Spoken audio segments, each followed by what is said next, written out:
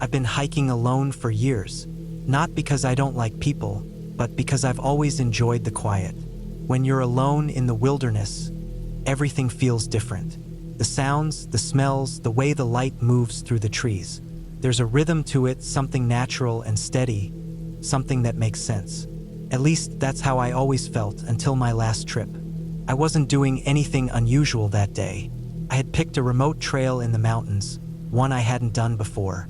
It was supposed to be about a 12-mile loop, climbing up through thick pine forests before leveling out near a small lake.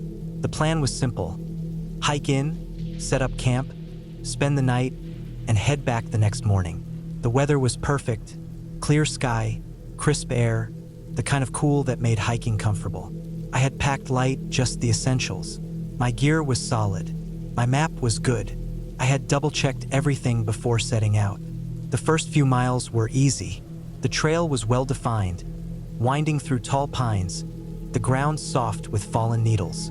Birds called from the trees, squirrels darted across the path. Felt like any other hike. But about 4 miles in, something changed. It was subtle at first. The air felt off, heavier somehow. The smell of the trees, the earth, the distant water. It was all there, but something else was, too. Something faint, just at the edge of recognition. A damp, metallic scent. Not blood exactly, but close. I kept going. Another half mile, and the forest started to feel wrong. I couldn't explain it. Nothing obvious had changed. The trees still stood tall. The ground was the same. The sky was still bright. But the silence had settled in. No birds. No wind. No rustling in the underbrush. Just the sound of my own breathing, my boots on the dirt. I stopped, listening. Nothing. That was when I saw the first sign that something wasn't right. Off to the side of the trail, maybe 20 feet into the trees, something had torn through the ground. At first, I thought it was a fallen tree. But as I stepped closer, I saw the truth. The earth had been ripped open, deep furrows carved through the dirt. Roots yanked up and scattered like something massive had dragged itself through. No tracks. No footprints. Just the destruction. I stood there, my pulse heavy in my ears. The trees were dense, their shadows deep. My skin felt too tight, my breath too loud. I told myself it was nothing. A rock slide, maybe. A bear. Some natural thing. I moved on. By the time I reached the lake, the sun was starting to dip low. The water stretched out in front of me, calm and dark, surrounded by thick pines. It should have been beautiful, but it wasn't. The smell was worse here. Stronger, damp, rotten, like something old and wet left too long in the heat. I set up camp anyway.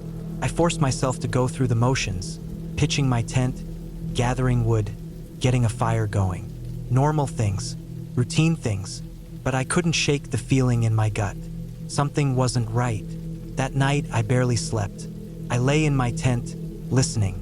The fire outside had burned low, casting flickering light against the fabric. And then, sometime past midnight, I heard it. A sound I had never heard before.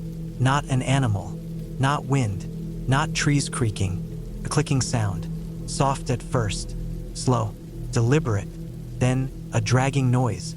Something moving through the trees, just beyond the firelight. I held my breath. My fingers tightened around the knife at my side. The sound stopped. Minutes passed, maybe an hour. I didn't move. Eventually, exhaustion pulled me under. When I woke up, the air was cold. The fire had died completely, and something had been near my tent. The ground was disturbed. The dirt and pine needles had been swept aside, as if something had been crawling close. I packed up fast. I didn't eat, didn't take my time, just threw my gear together and started hiking out. The trail felt different on the way back. The silence was heavier. The trees felt closer. The air was thick, pressing against my skin. Then, halfway up the ridge, I saw it. Not clearly, not fully, just a shape shifting through the trees ahead. It was tall, too tall. Its limbs were long, bending in ways they shouldn't. And its head, I don't know if it was a head. I only saw it for a second, but it was wrong. A dark, shifting shape, too smooth, too elongated. It didn't move like an animal. It didn't move like anything I had ever seen. I didn't think. I just ran. I didn't care about the noise. Didn't care about anything but getting away. My pack bounced against my back, my breath ragged, my legs burning. I didn't stop. Not when I reached the ridge. Not when I hit the last stretch of trail. Only when I saw my car. Only when I slammed the door shut and locked it did I breathe again. I sat there for a long time, my hands shaking on the wheel. Then slowly I looked up, back toward the tree line, and I saw it, standing at the edge of the woods, watching, not moving, not chasing, just watching. I don't remember the drive home. I don't remember anything except the way my hands felt numb, the way my body refused to relax. I told myself I wouldn't talk about it, wouldn't think about it. But the next day I checked the map, and the trail I had followed, the one I had planned for, mapped out, studied, wasn't there. Not on any official records, not on any satellite images, nothing. It was like it had never existed. I haven't been back. I don't plan to go back. But sometimes at night, I still hear that sound, the clicking, the dragging, and I wonder if it ever really stopped. Hiking alone was something I had always enjoyed. It wasn't about proving anything. I just liked the quiet, the way the world seemed bigger when I was deep in the wilderness, far from roads and people. No distractions, no schedules, just the sound of my footsteps on the dirt and the trees stretching high above me. I had done dozens of solo trips before. Nothing extreme, just 2 or 3 day hikes through remote trails, enough to feel isolated without going completely off-grid. I knew how to navigate, how to set up camp, how to handle myself. I wasn't reckless, but this trip was different.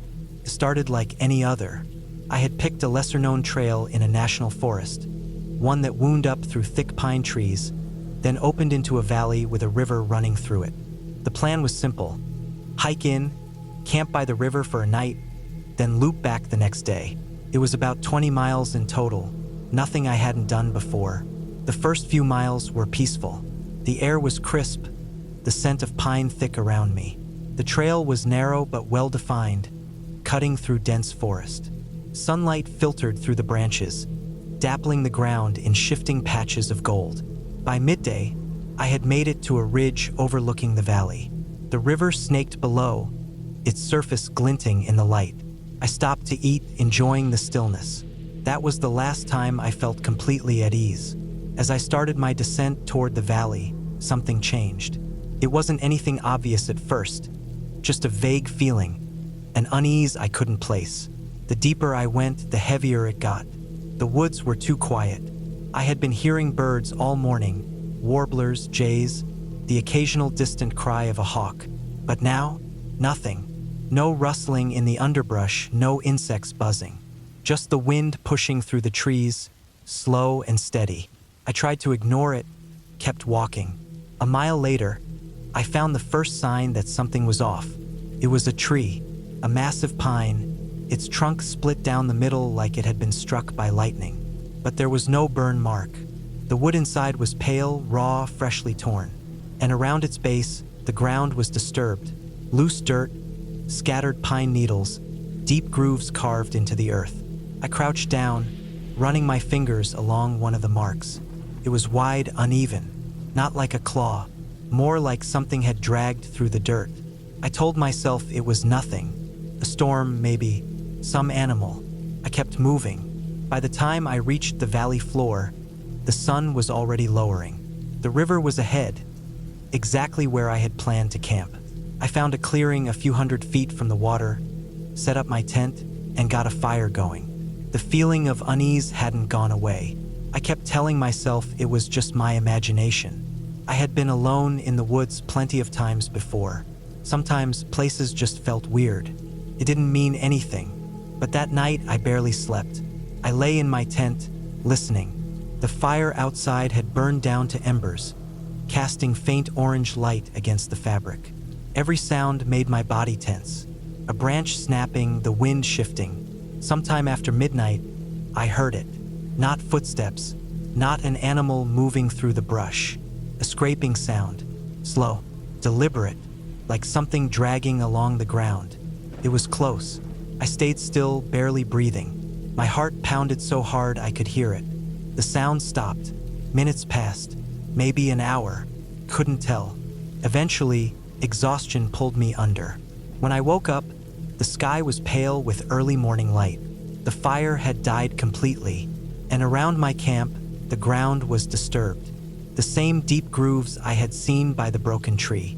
Long, uneven, cutting through the dirt in slow, looping patterns. I packed up fast. I told myself I was being paranoid.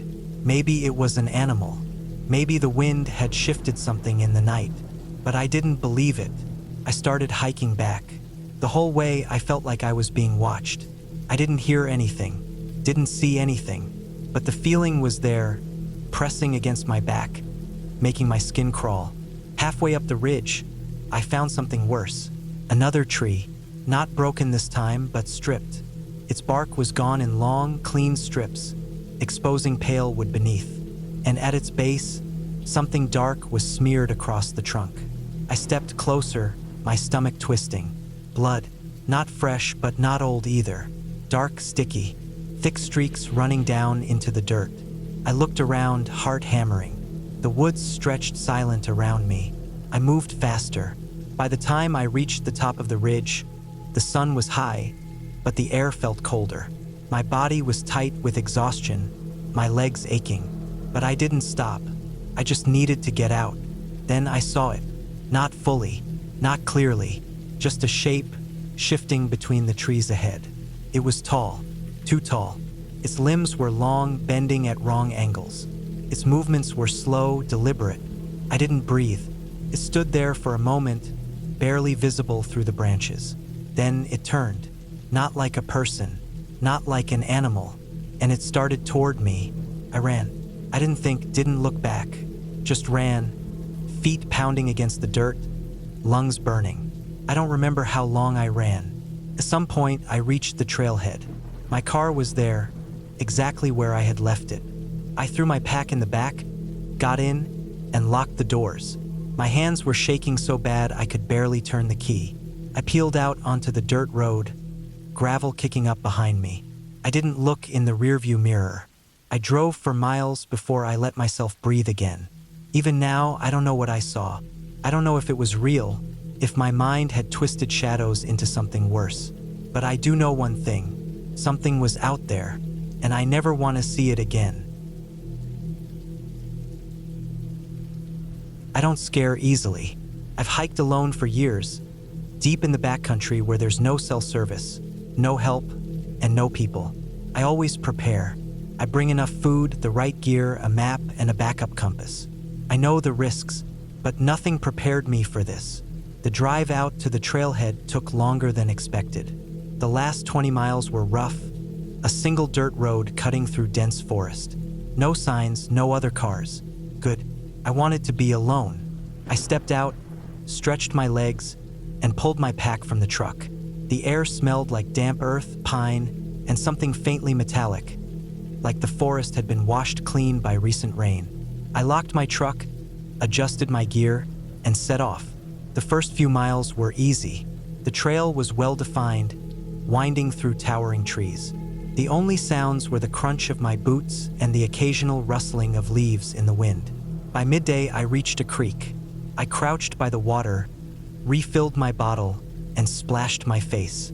Silence. The forest had gone still. No birds, no insects, just the sound of my own breathing. It was probably nothing. I kept moving. By late afternoon, I had covered nearly 12 miles. I found a good campsite, a flat clearing near a rocky outcrop. Enough open space to see in all directions. I set up my tent, made a quick dinner, and sat with my back against a tree. The unease from earlier had faded. My body was tired, my mind relaxed. The last light faded. The fire burned down to embers. I crawled into my tent, zipped it shut, and closed my eyes. Then, sometime in the night, I woke up to footsteps, soft, careful, close. I held my breath, my heart hammering in my chest. Another step, then another, slow, deliberate, right outside my tent. Not an animal, The steps were too controlled, too precise. I gripped my knife, my fingers trembling. Silence. Then, a long, slow inhale, breathing, right next to my tent. I stayed completely still, every muscle locked in place. The breathing continued. Then, silence. I lay there for hours, waiting for something to happen. It never did. When dawn finally broke, I forced myself to move. I unzipped the tent and stepped outside. Nothing. No tracks. No sign of anyone. I convinced myself I had imagined it, that I was just on edge. I packed up and kept going. The trail climbed higher, winding through thick underbrush. The sun filtered through the trees in broken patches, shifting as the wind moved the branches. I walked fast, putting as much distance between myself and last night's campsite as possible. Then, around midday, I saw them. Footprints. Fresh, bare feet. No shoes, no boots. Just deep impressions in the dirt. They weren't mine. My stomach tightened. I scanned the trees, but nothing moved. The footprints followed the trail for a while, then veered off into the forest. I walked faster. The feeling never left me, that crawling sensation on the back of my neck. By late afternoon, I reached a ridge with a wide view of the valley below. I stopped, catching my breath. That's when I saw it. Far below at the tree line, a figure, standing completely still, watching me. A chill ran down my spine, too far to see details. Just a dark shape against the green. I blinked. It was gone. I forced myself to move. I didn't look back. I made camp earlier than planned. I wanted the security of daylight while I set up. I didn't eat much. I didn't build a fire. I just lay in my tent, knife in hand, listening, waiting. The silence stretched. Then, the breathing. Slow, deep, measured. I clenched my jaw, my pulse hammering. The breathing stayed for what felt like hours. Then, footsteps, circling. Then silence. I lay awake until dawn. I moved fast. The trail led down into a valley, thick with trees. The undergrowth was dense, branches snagging at my clothes. I kept checking over my shoulder. Nothing, but I could feel it. That presence. That unseen weight pressing down on me. Then, as I rounded a bend, I stopped. Footprints, fresh, leading off the trail, into the trees. I didn't follow. I walked faster, then ran. Branches whipped at my arms, my breath coming in ragged gasps. My legs burned, but I didn't stop. The trees thinned, the air changed. Then suddenly, the road, my truck. I sprinted the last stretch, fumbled for my keys, yanked the door open, and threw myself inside. I locked the doors, started the engine. My hands were shaking so bad I could barely grip the wheel. I looked up, and there they were, standing at the edge of the trees. No clothes, skin covered in dirt, expressionless, watching. I didn't hesitate. I hit the gas, speeding down the dirt road, not stopping, not looking back. Not until I reached the highway, not until I was surrounded by people, noise, the safety of civilization. But even now, in my own home, surrounded by walls and locks, I still feel watched.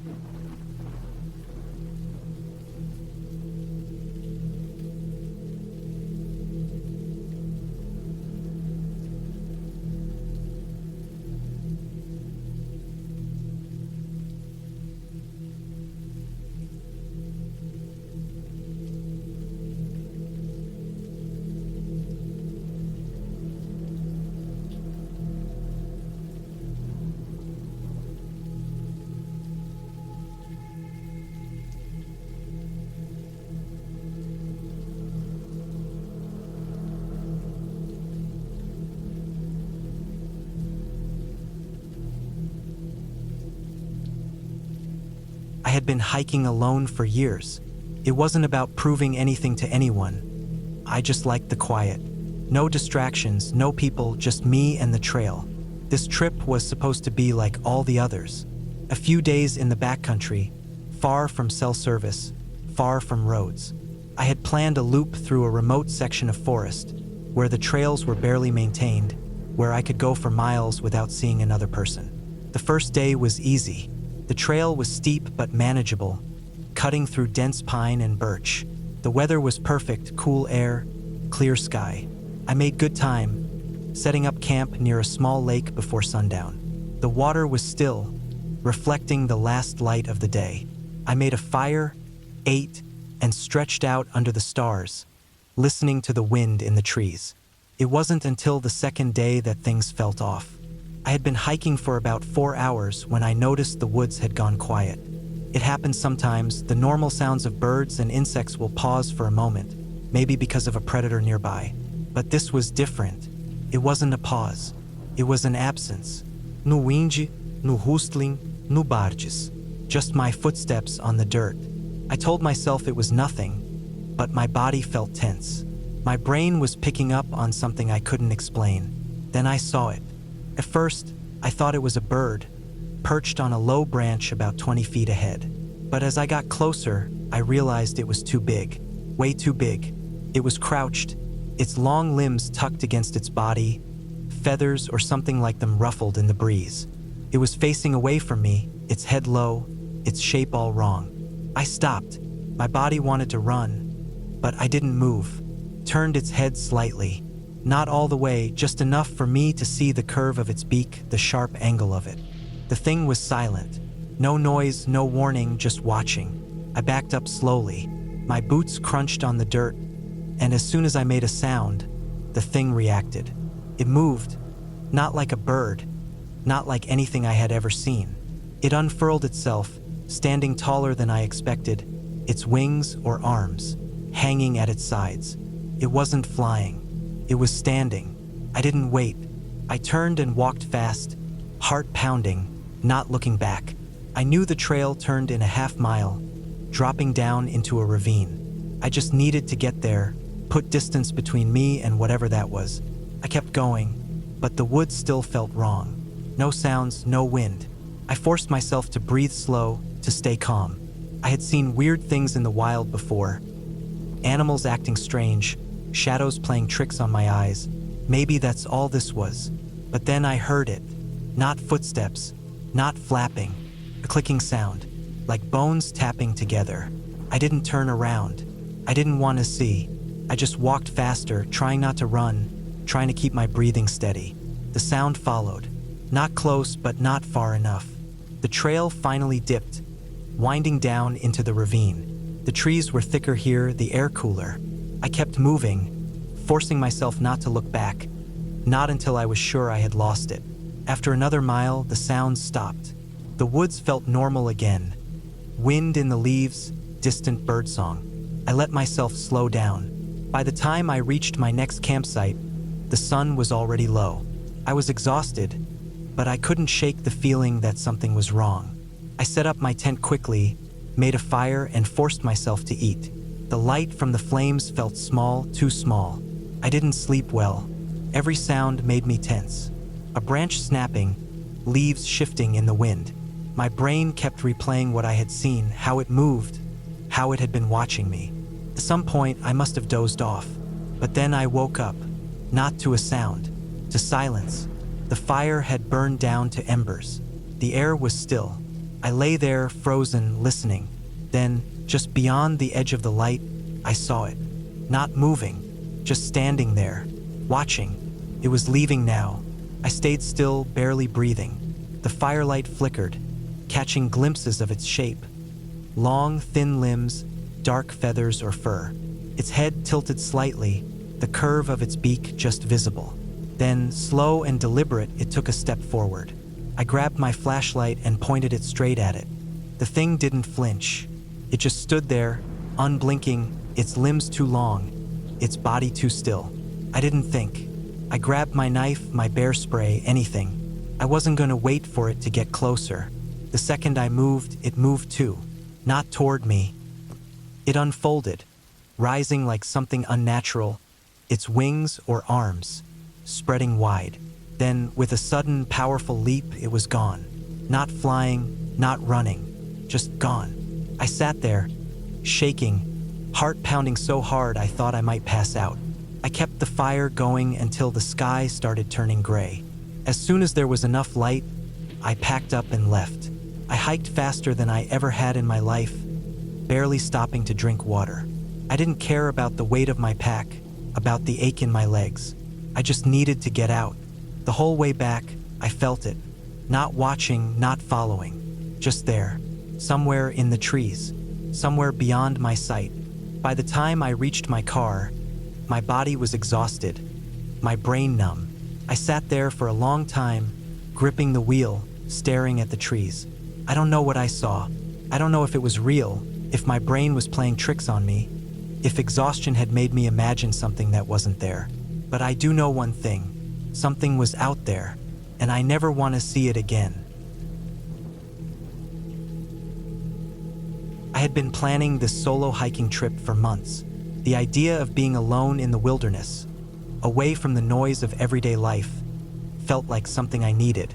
I had done plenty of hikes before, but this time I wanted to push myself further. I chose a remote trail deep in the northern mountains, far from any towns or crowded campsites. It wasn't completely uncharted, but it was quiet, the kind of place where you could go hours without seeing another person. I set out early in the morning. The air was crisp, carrying the scent of pine and damp earth. The trail started easy, wide, well-marked with a gentle incline. The forest around me was thick but beautiful. Sunlight filtered through the trees, casting long shadows on the ground. The only sounds were my boots crunching on the dirt, the occasional rustling of squirrels in the underbrush, and birds calling from above. As I went deeper into the wilderness, the trail narrowed. The trees grew closer together, and the path became uneven with exposed roots and loose rocks. I had to be careful where I stepped. I liked this kind of hiking. It forced me to be present, to focus on every movement. A few hours in, I stopped for a break near a small stream. I dropped my pack, took a long drink from my water bottle, and sat down on a flat rock. The water was clear and cold, flowing steadily over smooth stones. It was peaceful. I pulled out a granola bar and ate slowly, letting myself enjoy the quiet. Something felt different, though. Not wrong, just off. The birds had stopped singing. The usual hum of insects was gone. I listened, but the only thing I could hear was the water and my own breathing. It was strange, but I shook it off. Maybe it was just my imagination. I finished my break and kept going. The trail got steeper, winding up a ridge. The climb was tough, and I had to stop a few times to catch my breath. When I finally reached the top, I had a great view of the valley below. The trees stretched endlessly, a sea of green with no sign of roads or people. That's when I saw it. About 50 yards down the trail, standing just at the tree line, was a bear. A big one. It wasn't moving, just standing there, its head slightly lowered. It was far enough away that I wasn't in immediate danger, but close enough that my heart started pounding. I had seen bears before, but always from a car or at a safe distance. This was different. I slowly took a step back. The bear didn't move. I took another. Still nothing. I knew not to run. Running would trigger its instinct to chase, and there was no way I could outrun a bear. I had bear spray in the side pocket of my backpack, but it was useless at this distance. I kept my eyes on it and moved carefully, step by step, putting more distance between us. After what felt like forever, the bear finally turned and disappeared into the trees. My heart was still racing, but I let out a slow breath. Maybe it wasn't interested in me. Maybe it was just passing through. I kept walking, faster now, wanting to put as much space between us as possible. I checked my map. There was a lake about 2 miles ahead where I had planned to set up camp. I decided to keep going, hoping the bear wouldn't follow. As I hiked, I kept looking over my shoulder. Every sound made me jump. A branch snapping, leaves rustling. It all felt too loud. My brain kept replaying what I had read about bear encounters. Stay calm. Don't run. Make yourself look big if it gets close. The sun was getting lower when I finally reached the lake.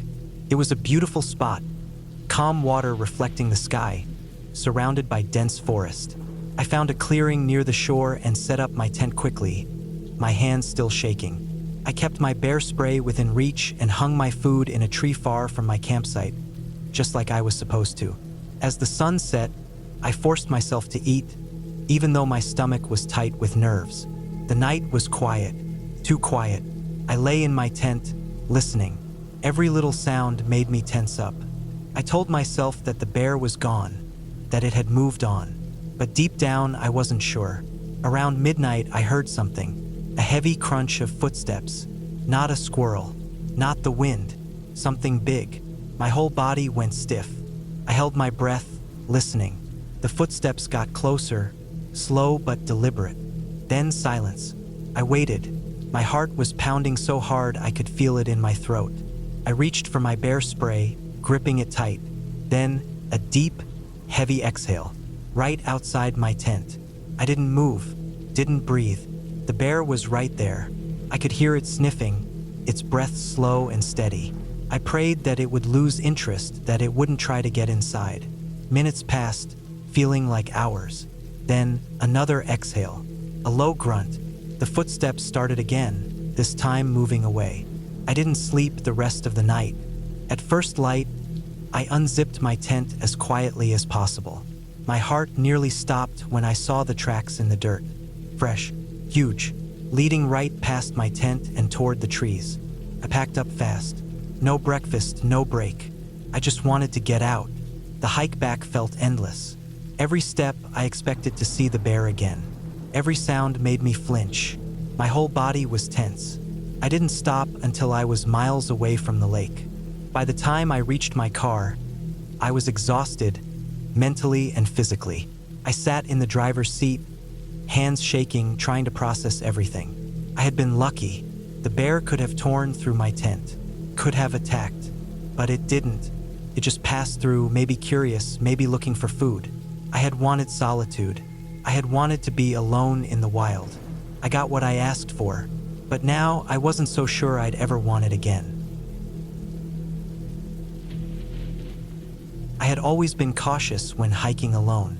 I knew the risks, getting lost, dehydration, a twisted ankle miles from help. But I was careful. I planned my routes, packed extra supplies, and checked weather conditions. That weekend, I chose a trail deep in the mountains. It was remote, barely marked on maps, with no cell service. Perfect. I had hiked solo for years, and I wanted a challenge, a quiet escape from everything. I reached the trailhead early, parked my truck on the gravel shoulder, and started my ascent. The air was crisp, cool from the high altitude. The forest stretched endlessly around me, towering pines swaying gently in the morning breeze. I took a deep breath, adjusted my pack, and set off. The first few miles were peaceful. The trail wound through dense trees, with patches of sunlight breaking through the canopy. Birds called from the branches. Squirrels darted across the path. I felt good, strong. By midday, I had climbed higher than expected. The trees thinned, giving way to rocky outcroppings. The wind picked up, whispering through the cracks in the cliffs. I stopped for lunch, found a flat rock with a view, and ate a protein bar while staring down at the forested valley below. That's when I noticed it.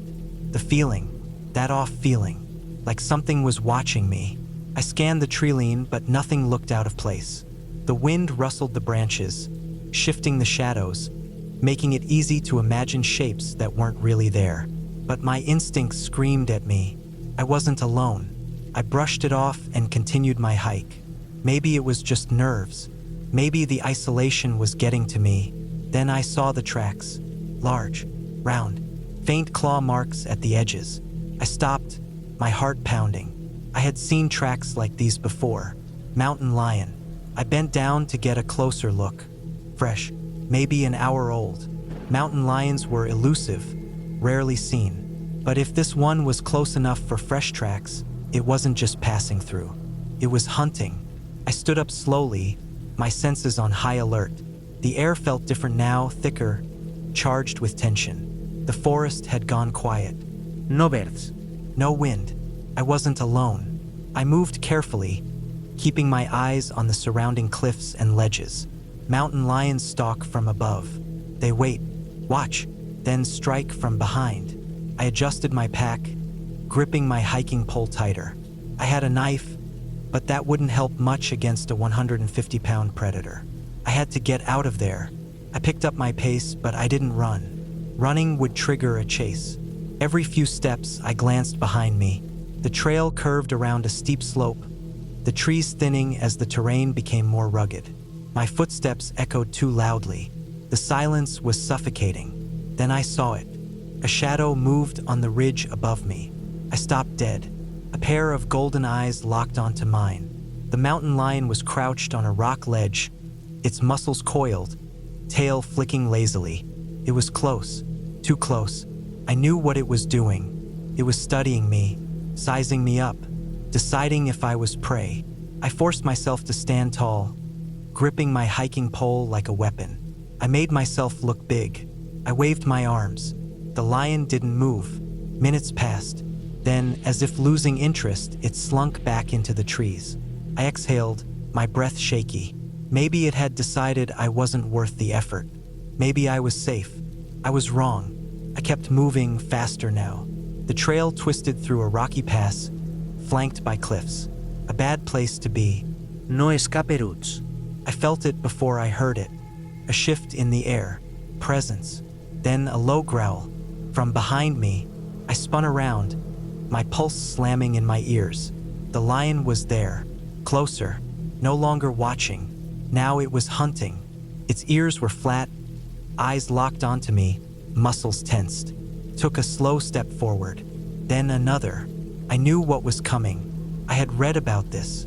Mountain lions toy with their prey. They stalk, test, push you to panic. If I ran, it would chase. If I turned my back, it would pounce. I had seconds to act.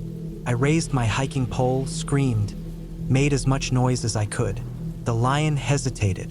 Then it lunged, a blur of muscle and claws. I swung my hiking pole hard, catching it across the face. It let out a snarl, veering to the side, but it didn't stop. I stumbled backward, heart hammering, crouched again, tail lashing. I grabbed a rock and hurled it. Missed. The lion charged. At the last second, I swung the pole again, aiming for its head. The impact stunned it, just for a moment. That moment saved me. I turned and ran, not down the trail, up the rocks, higher ground. I scrambled up the ledge, my hands slipping on the rough stone. The lion snarled below, circling. I reached a narrow outcrop, trapped but out of reach.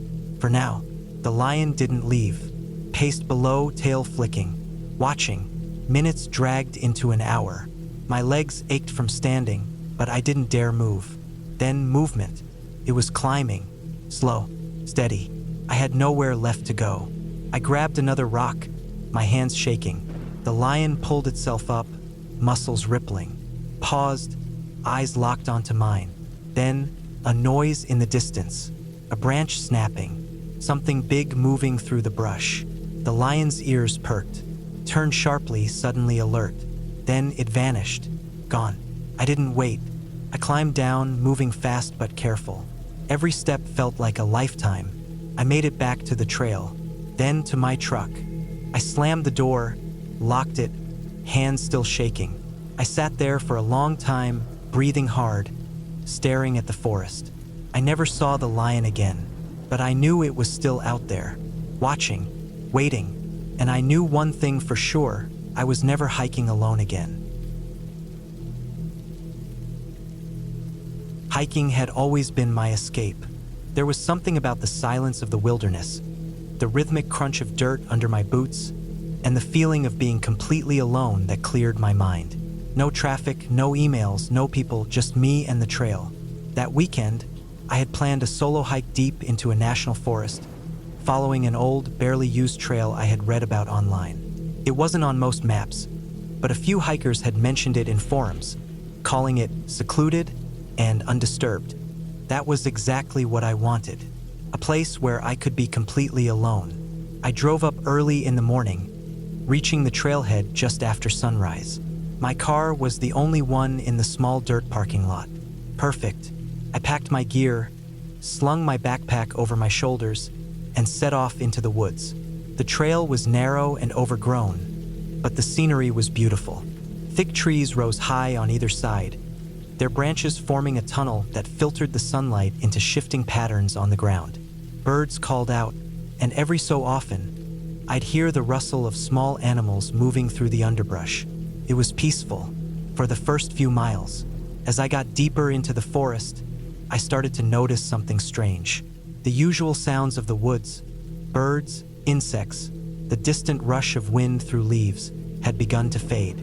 The deeper I went, the quieter it got. At first, I didn't think much of it. Some areas were just naturally silent. But after another hour of hiking, the silence became unnatural. No birds, no wind, just my footsteps on the dirt. It wasn't just the quiet that bothered me. It was the feeling, that off feeling, like I wasn't alone. I stopped for a moment, adjusting my pack and taking a sip of water, trying to shake it off. Maybe I was just being paranoid. Maybe I had just gotten too used to the noise of the outside world, and the deep quiet of the forest was messing with my head. But I couldn't shake the feeling that I was being watched. I pushed on, focusing on the path ahead. The trail was getting rougher now, barely visible in places. I had to stop several times to check my map and compass, making sure I was still heading in the right direction. That's when I noticed something else. The footprints. They weren't mine. Faint, but definitely there. Someone else had walked this trail recently. But the strange thing was, they didn't seem to go in any particular direction. The prints would appear for a while, then vanish, only to reappear further down. It was like whoever made them had been wandering, doubling back, moving in random patterns. I tried to ignore it. Maybe it was just an old trail after all. Maybe the prints were from a hiker who had been as lost as I was starting to feel. Then I found something worse. A torn piece of fabric, tangled in a bush, dark, weathered, but definitely from a piece of clothing. I stared at it for a long time. Someone had been here, and something had happened to them. I was debating whether to turn back when I saw it. Through the trees, half hidden in the shadows, was a small cabin. It looked old, too old. The wood was rotting in places, the windows covered in grime. There was no trail leading to it, no signs of recent use. It just sat there, silent and abandoned. I had no intention of going inside, but as I stepped past it, I saw something that made my blood go cold. The door was open, just slightly, like someone had left in a hurry, or like someone was inside. I stood there, frozen, staring at that dark gap between the door and the frame. The feeling of being watched was stronger than ever now. I backed away slowly, keeping my eyes on the cabin, my heart pounding. Then, from deep inside the forest, I heard something, a sound that didn't belong. Footsteps, not the slow, measured footsteps of a hiker. These were fast, running, coming toward me. I turned and ran. Branches whipped against my arms. My legs burned as I pushed through the undergrowth, not caring about the trail anymore. I just needed to get away. The footsteps behind me were getting closer. Whoever it was, they weren't just following me. They were chasing me. I didn't look back. I didn't want to see who it was. Then my foot caught on something. I went down hard, the impact knocking the wind out of me. My palms scraped against the dirt, my knees slamming into rocks. Pain shot through my leg. I scrambled to my feet, dizzy, gasping. The footsteps had stopped. The silence was worse. I turned my head, just enough to glance behind me. Nothing.